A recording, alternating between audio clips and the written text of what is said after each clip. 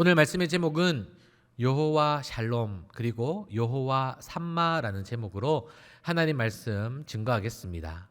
우리 지난주와 지지난주 오늘까지 해서 총 3번에 걸쳐서 하나님의 또 이름에 대해서 또 구약 성경에 나와 있는 인물들이 하나님을 어떻게 만났고 또 그들이 받은 은혜를 통하여서 그것을 기억하기 위해서 그 장소를 하나님의 이름과 빗대어서 받은 은혜를 그렇게 기억하기 위해서 그 이름을 지었던 것을 들었습니다.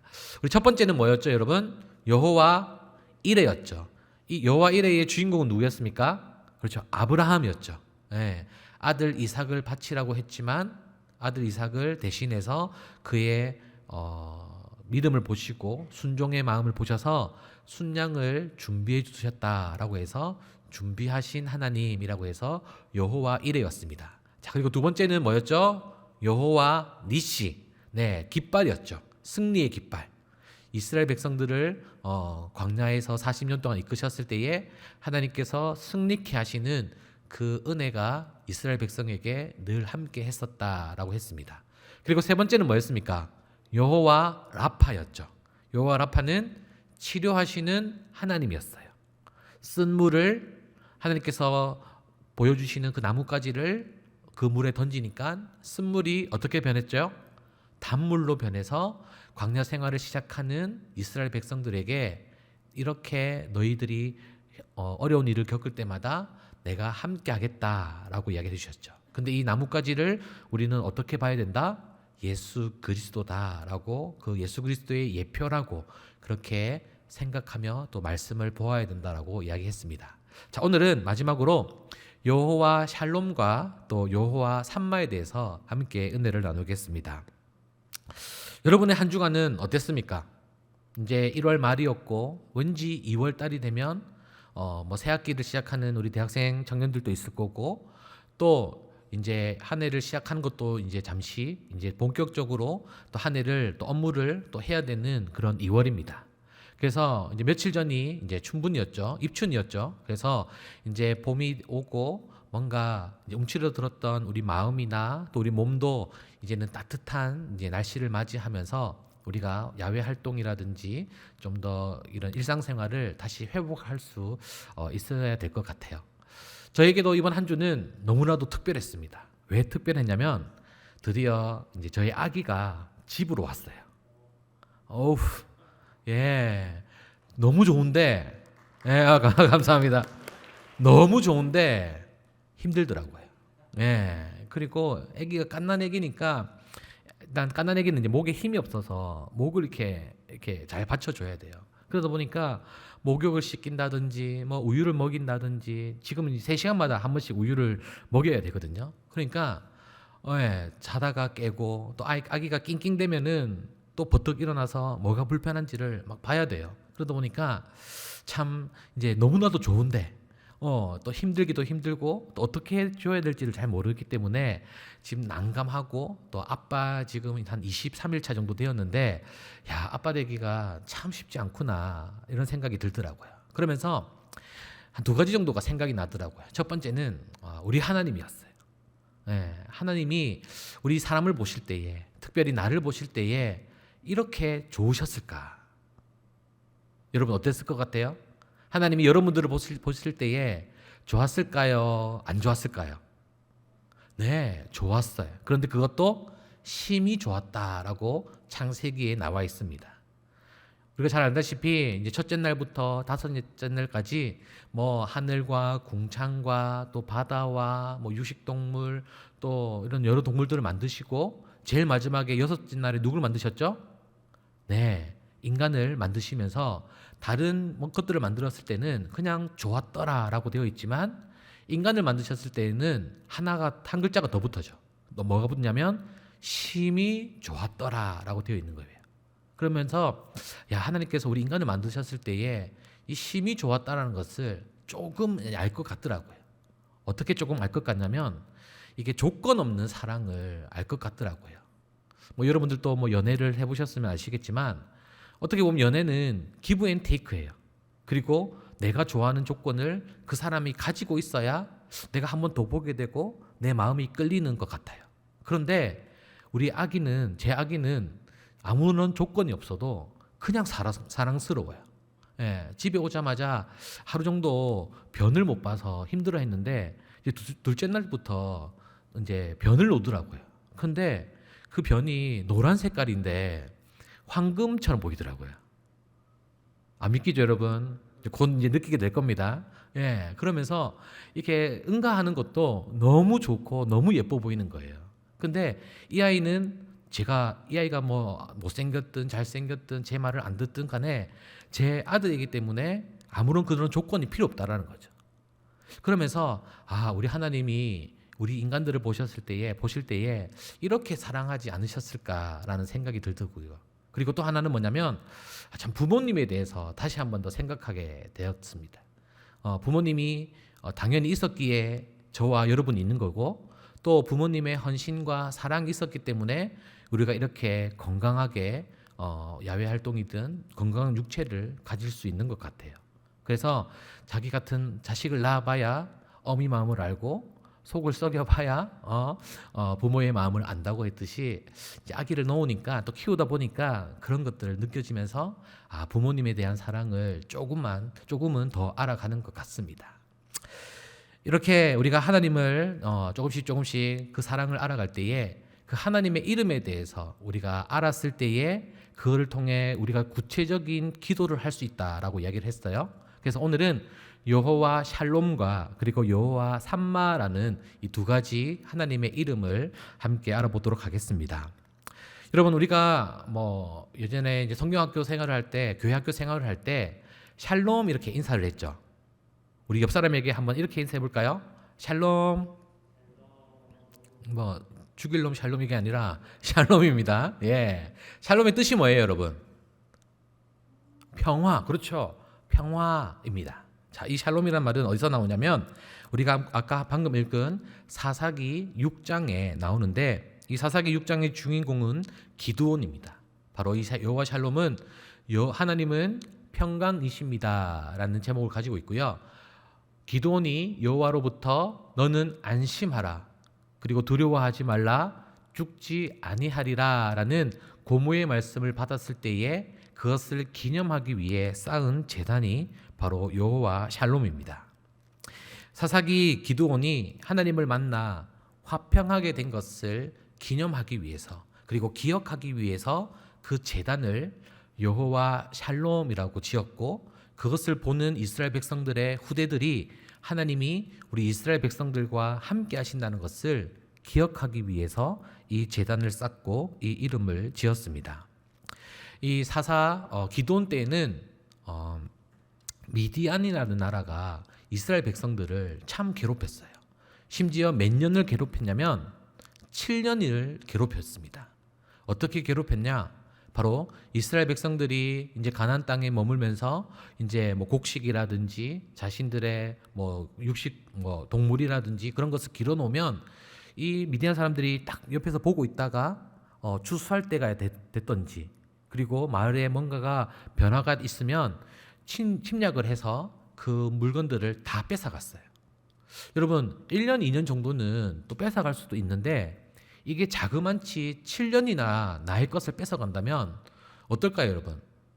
아마 이스라엘 백성들은 무기력증에 걸렸을 수도 있고, 또 이 7년이라는 세월 동안 빼앗겼기 때문에 자기 것을 지키려고도 노력을 했었을 거예요.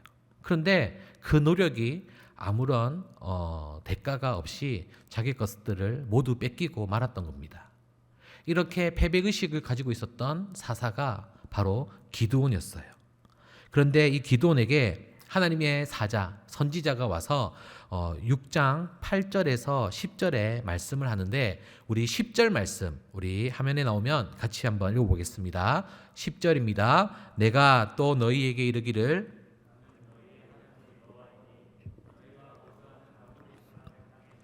두려워하지 말라 하였으나 너희가 내 목소리를 듣지 아니하였느니라 하셨다 하니라. 아멘. 이 8절에서 10절, 그러니까 하나님의 선지자가 이 기드온 사사로 부르기 위해서 찾아와서 하는 이야기가 뭐냐면, 애굽 땅에 노예 생활을 하고 있던 너희들의 족상들을 내가 여기까지 이끌어내었는 것을 네가 모르느냐. 그리고 지금 미디안의 침략을 너희가 받고 있지만 너희가 하나님께로 돌아온다면, 너희들이 지금 섬기고 있는 그 우방신들을 버리고 하나님께로 돌아온다면 너희들을 내가 지켜줄 거다라고 그렇게 기드온을 사사로 부르시는 거예요.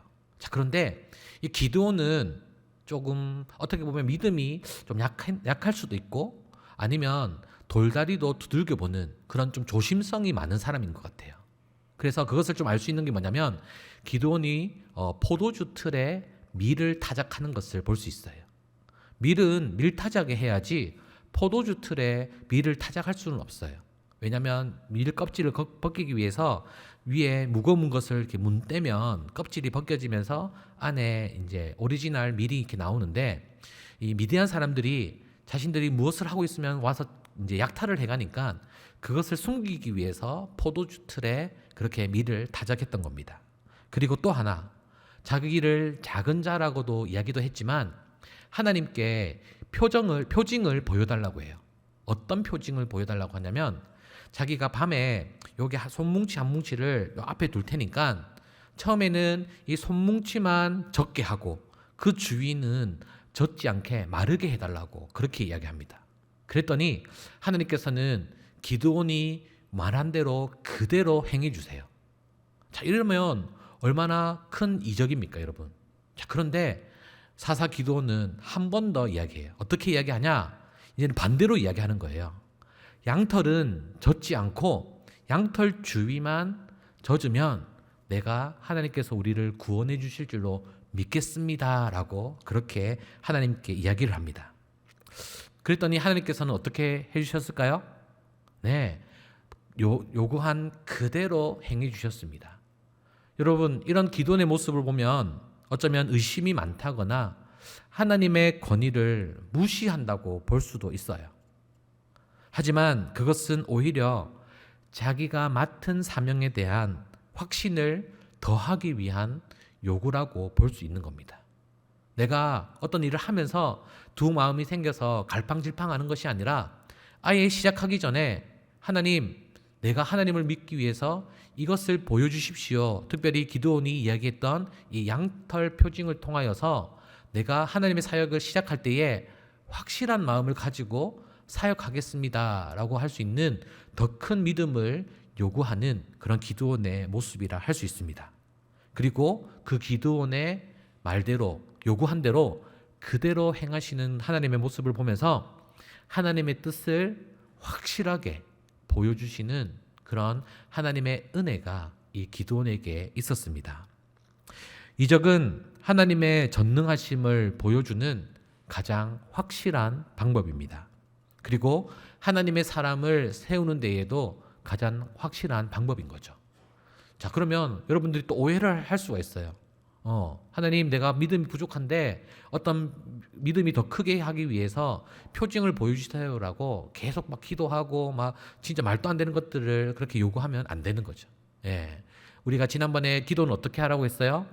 예, 의심하지 말고 또 들어줄지를 안 들어줄지를 그렇게 생각하고 하는 것이 아니라 끝까지 그 기도 응답에 대해서 우리가 기도해야 된다라고 그렇게 이야기했듯이, 기도는 나의 욕심을 채우기 위해서 기도하는 것이 아니라 하나님의 뜻이 나를 통하여서 이 땅 가운데 이루어지는 것이 진정한 기도의 자의 모습이라 할 수 있습니다. 그렇기 때문에 그 마음을 가지고 우리가 기도했으면 좋겠고요. 그래서 하나님께서 보여주신 이 표징을 통하여서 기드온은 자기를 사사로 그렇게 불러주신 것에 대한 확신을 가집니다. 여러분, 이 기드온 하면 또 그 뒤에 뭐 어떤 단어가 또 붙죠? 기드온과 300용사가 붙죠. 네, 이후에 이제 정말 말도 안 되는 이 300명을 데리고 미디안의 이제 군대들과 전투를 하게 됩니다. 우리 이스라엘 나라를 볼 때에는 이스라엘 백성들은 그렇게 전투를 한다고 해서 뭐 칼이나 창이나 활이 발달된 그런 나라가 아니에요. 그렇기 때문에 전쟁에서 아주 불리한 상황에 있지만 하나님께서 이스라엘 백성들을 도와주심으로써 말도 안 되는 전쟁에서 승리하게 되고요. 특별히 이 전쟁에서는 같은 뼈끼리 그렇게 싸워서 이 300명의 용사가 큰 승리를, 기드온이 큰 승리를 이루게 되는 그런 일들이 있습니다. 그래서 이 기드온은 하나님께 받은 그 표징과 그리고 하나님께서 나에게 해주신 그 말씀을 통하여서 마음에 뭘 얻었다고요? 샬롬을 얻었다는 거죠. 평화를 얻어서 그 지역을, 그 제단을, 하나님 앞에 제단을 쌓았는데 그 제단을 여호와 샬롬이라고 지었던 것입니다. 바로 하나님의 은혜로 인하여서 자기의 마음에 평화가 온 거예요. 우리 사랑하는 예토 청년부 여러분, 여러분들이 어떤 일을 할 때에 어떻습니까? 마음에 두려움이 먼저 있습니까? 아니면 평안함이 있습니까? 우리는 믿는 자로서 하나님께서 분명히 우리를 인도하실 뿐만 아니라 그 어느 곳에 있든지 우리를 위해서 예비해 두시고 믿음의 사람들을 붙여주시는 줄로 믿습니다. 그럴 때에 정말 세상이 줄 수 없는 평안이 나에게 있는 거예요. 그것이 하나님의 사람들이 어느 곳에 있든지 하나님과 동행함으로 나아갔을 때에 가져야 되는 마음가짐이라는 겁니다. 그래서 마음의 평화를 통하여서 하나님을 더욱더 체험하는 저와 여러분이 되시기를 주님의 이름으로 간절히 축복합니다. 아멘.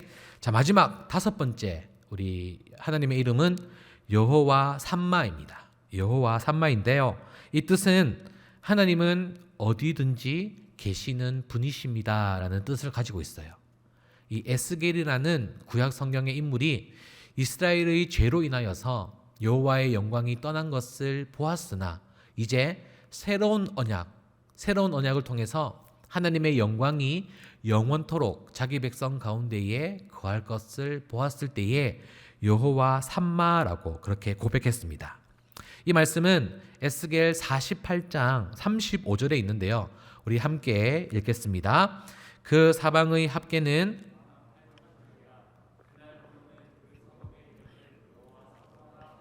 아멘. 이 말의 뜻은 뭐냐면 상황이 좋고 나쁨을 떠나서 항상 함께 우리와 함께 계신다는 뜻을 가지고 있습니다. 여러분, 우리가 어떤 일을 할 때에 내가 혼자 하는 것보다 함께 하면 그 일들을 잘 할 수 있는 것을 깨달아요. 그리고 그분이 우리 하나님이라면 얼마나 든든할까요? 아마 하나님께서 나와 함께 하신다면 못할 일이 없을 것 같아요. 그런데 우리는 그런 하나님이 우리의 아버지시고 지금도 영원토록 우리와 함께 하시고 여러분들을 태초 전부터 이 세상을 만들기 전부터 여러분들을 사랑하시고 여러분들에 대한 계획을 가지고 계신다는 겁니다. 이것이 얼마나 놀랍고 감사하고 큰 은혜인 줄을 모릅니다. 이렇게 에스겔이 고백하는 것은 뭐냐면 그의 상황이 너무나도 힘들었다는 거예요. 뭐냐면 이 유다 왕국이 멸망을 했는데 바벨론으로 이스라엘 백성들이 포로로 잡혀갔어요. 그러면 어때요?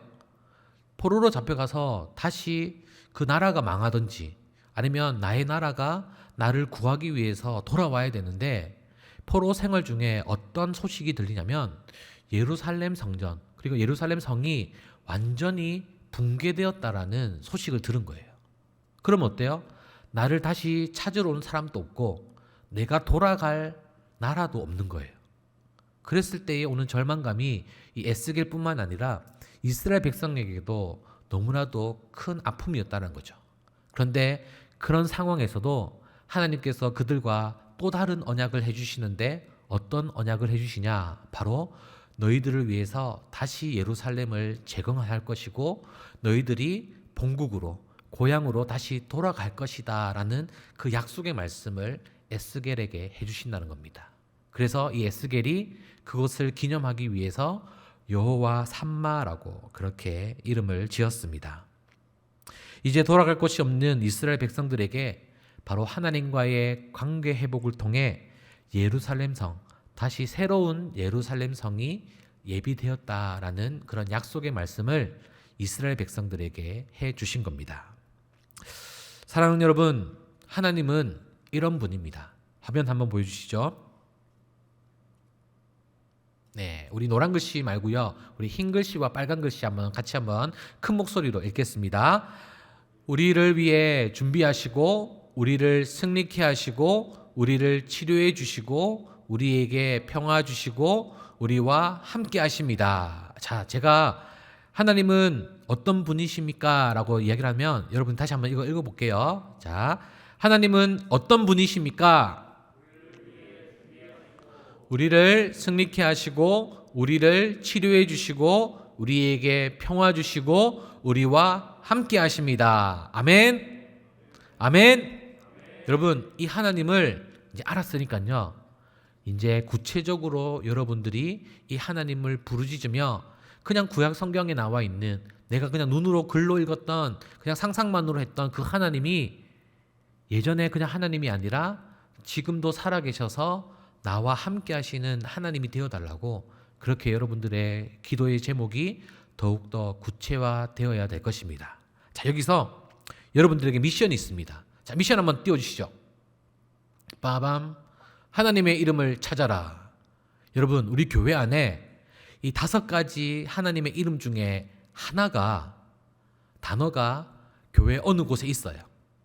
제가 이거를 글로 적은 것이 아니라 교회를 다니다 보니까 이 5개 중에 하나가 딱 있더라고요. 그래서 여러분들이 이 단어 중에 하나와 사진을 찍어서 자신의 얼굴이 잘 나와야 됩니다. 찍어서 저에게 카톡으로 보내주시면 제가 3명을 뽑아서 3명에게 커피 쿠폰을 보내드리도록 하겠습니다. 네, 어렵지 않아요. 아주 가까운 곳에 있습니다. 아시겠죠? 자, 여러분, 하나님을 나는 어떻게 고백할 수 있을까요? 5가지로 이렇게 고백했지만, 다른 성경의 인물들은 고백했지만, 우리가 삶을 살아가면서 내가 만난 하나님, 내가 체험한 하나님, 그리고 나를 이끄셨던 그 하나님을 조금 더 정확하게 뚜렷하게 해나가는 것이 바로 신앙생활이라는 겁니다.